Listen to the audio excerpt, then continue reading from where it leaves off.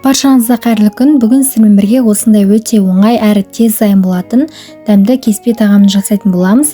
Өте оңай жасалады, жасап көріңіздер.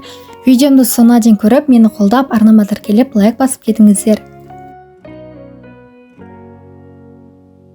Алдымен қызып тұрған майымызда етімізді жақсылап қуырып аламыз. Үстіне пиязды ортасынан бір бөліп турап қосып, тағы да жақсылап араластырамыз. Одан соң үстіне осылай қызанақта майда етіп турап қосамыз. Немесе үйіңізде осылай қызанақ қалып қоятын болса, салаттан турап қосып жіберсеңіздер болады. Кейіннен үстіне болгарский, сәбіз және картопты қосып жақсылап тағы да қуырамыз.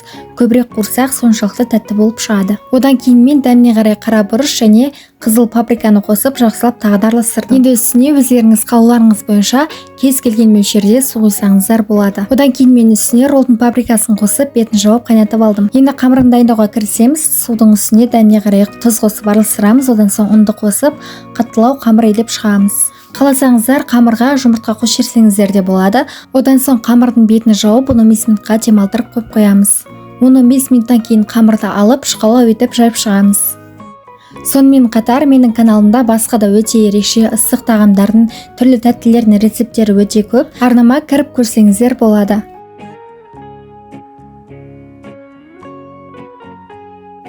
Қамырды қатты жіп-жықа қылмай осылай жайып шығамыз.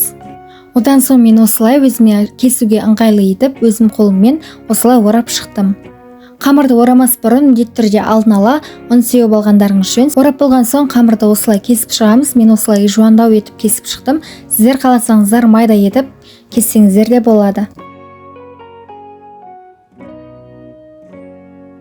Одан соң қамырлардың арасын осылай ашып шығамыз. Жаңағы айтқанымдай орамас бұрын ұн сепсеңіздер жақсы жаспай ашылатын болады.